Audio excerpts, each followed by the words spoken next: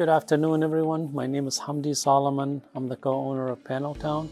So today we're going to talk about sandpaper and how can you save on sandpaper. It's an old method that has been used a long time ago. In the past, sandpaper came in the rolls. You will not be able to buy the discs already cut for the different sizes machines, whether it's an edger, whether it's a palm sander. What we're going to show today is how to use some of your sandpaper belt that you have on your truck or in the job site that the belt is not as bad, but instead of throwing it away, or most of it might be okay or used, but there's some section of it that you're able to use for your edger, for your palm sander. This method is done by something that is called disc cutter.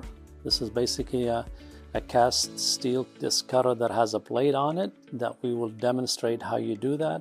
Obviously it comes with different sizes. This is for 7-inch. It also comes for the 6-inch, and then this size here is for the 5-inch for any kind of palm sander. So what it does, it's a cost cutting measure, and it also eliminates you buying so many different things for the machines that you don't use as much. So we will start with the sandpaper rolls. So imagine that you had this big rolls, and then you're going to cut a section of it. And if you want to hit the middle and then just kind of go around in a circle, you could turn it as you go, and just have to watch your hand.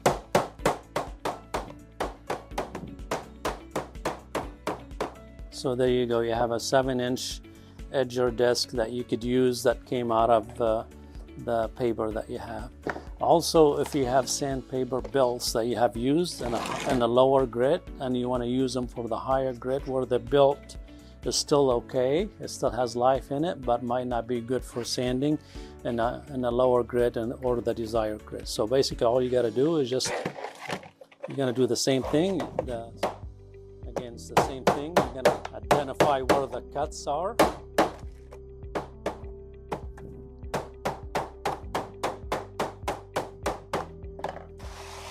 And then you definitely want to have like a smooth surface underneath. That way it's easy to rotate and you don't have to worry about cutting yourself around the edges like I did in a previous video.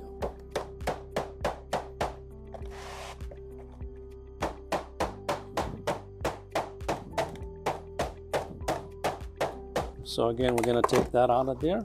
In some of the cases, if you're using a hydro sand or a multi-disc, and then you want to use screens, then this would allow you to do that as well. So again, it's kind of the same method.